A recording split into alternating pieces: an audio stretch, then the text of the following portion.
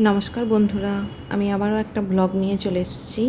আজকে আমি রান্না করেছি কাতলা মাছের একটা নতুন ধরনের রেসিপি। অনেকে জানো, আবার অনেকে হয়তো জানো না। তো চলো শুরু করা যাক।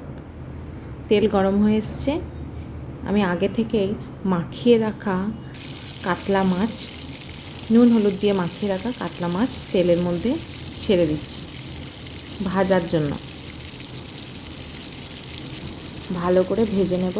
দেখো, নুন হলুদটা অনেক আগেই মাখিয়ে রেখেছি বলে সেরকম কিছু মনে হচ্ছে না যে আমি নুন বা হলুদ কিছু মাখিয়েছি। তাই একটু সাদা সাদা মতো লাগছে, লাল লাল মতো লাগছে, কিন্তু ভাজতে ভাজতে এটা ঠিক হয়ে যাবে। আর বেশি মাছ আনা হয়নি, অল্পই মাছ নিয়ে আসা হয়েছে।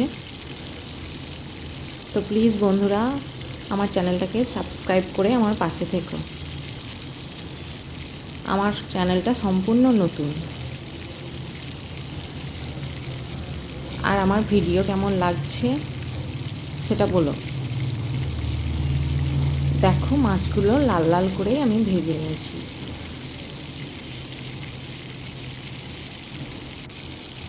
মাছগুলো ভাজা হয়ে গেছে প্রায়।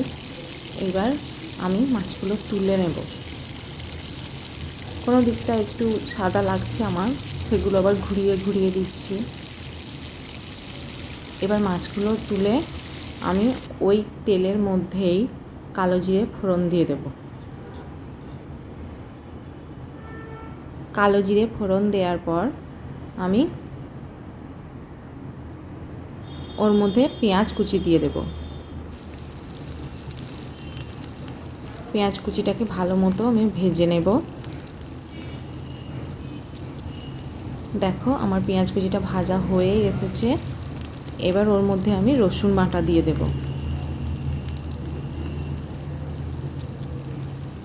অল্প মাছ, তাই আমি অল্প পরিমাণেই দিচ্ছি। রসুন বাটা দিয়ে ওটাকে কষতে থাকবো। তারপর ওর মধ্যে টমেটো কুচি দিয়ে দেব।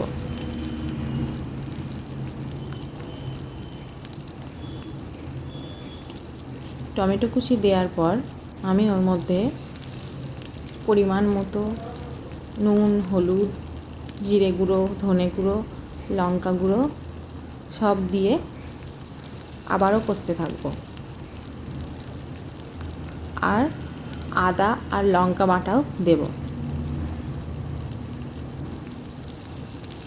লাল লঙ্কা ছিল, তাই আদা লঙ্কা বাটাটা একটু লাল লাল লাগছে। অন্যদিন আমি সব একসঙ্গে করি মশলাটা, কিন্তু আজকে আমি একে একে করে নিয়েছি। আর এখানে হয়তো প্রচুর সাউন্ড আসছে গাড়ির।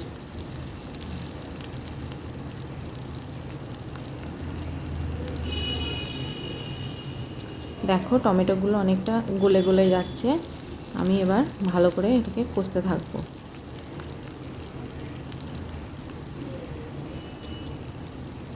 কষা হয়ে এসছে, তেল ছেড়েই দিয়েছে।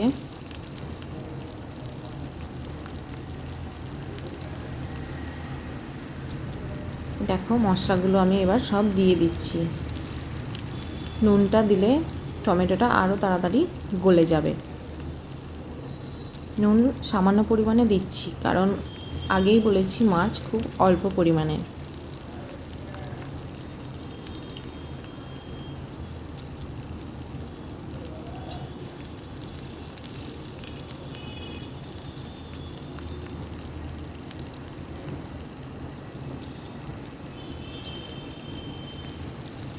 ধনে জিরে গুঁড়ো, এটা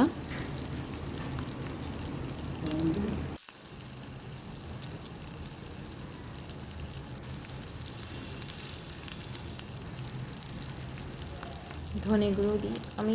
জিরে গুঁড়ো, ধনে গুঁড়ো দুটোই দিই। এবার খুন্তি নাড়ব। তারপর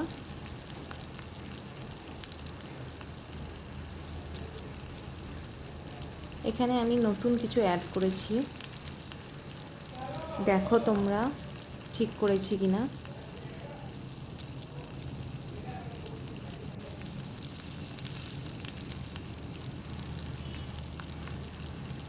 দেখেছো, টমেটোগুলো সব গলে গেছে আমার।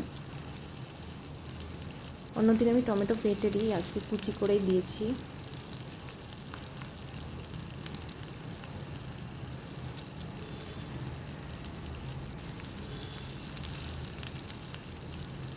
তেল একদম ছেড়ে গেছে।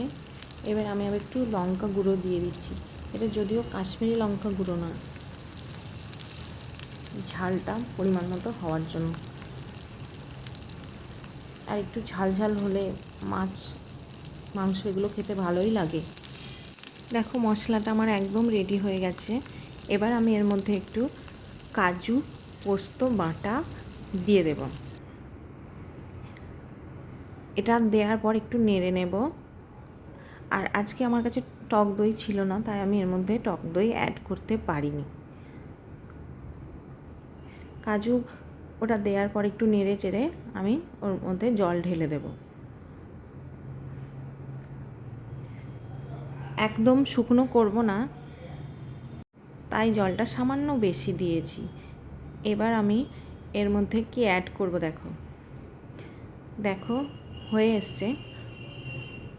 একটু ফুটলেই মাছগুলো আমি এর মধ্যে অ্যাড করে দেব। তার আগে একটু কাঁচা দুধ দিয়ে দেব। আমল দুধও দিতে পারো, কিন্তু আমি আমল দুধ না, একদম গরুর কাঁচা দুধই দিয়েছি, টেস্টটা যাতে ভালো হয়। দুধ দেওয়ার পর কিছুক্ষণ গরম হয়ে যখন ফুটতে থাকবে, তখন আমি মাছগুলো দিয়ে দেব। মাছগুলো দিয়ে একটু সামান্য ফুটিয়ে নেব। আর ফুটে গেলেই রেডি হয়ে যাবে আমার কাতলার কারি। তোমরা বাড়িতে বানিয়ে খেয়ে দেখো এবং কমেন্ট করো কেমন হয়েছে। দেখো এটা যদিও সাদা লাগছে, কিন্তু কালারটা পরে ঠিক হয়ে যাবে একটু ফুটলেই।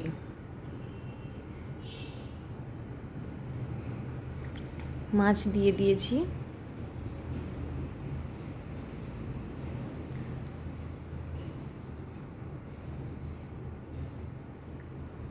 মাছ দিয়ে আমি অল্প পরিমাণ ফুটিয়েই নেব। তারপর আমি ওর মধ্যে গরম মশলা, চিনি সামান্য পরিমাণ আর ঘি অ্যাড করে দেব।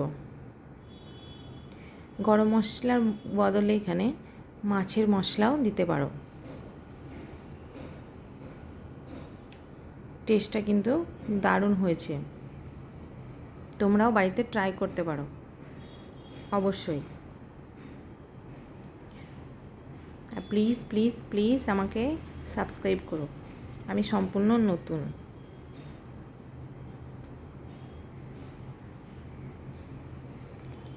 তো আমি মাছগুলো আরেকবার উল্টে দিলাম, কারণ আমি তো বেশি ফোটাবো না মাছটা।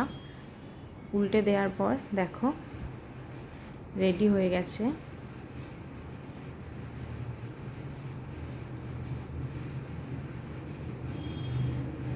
কাতলা মাছ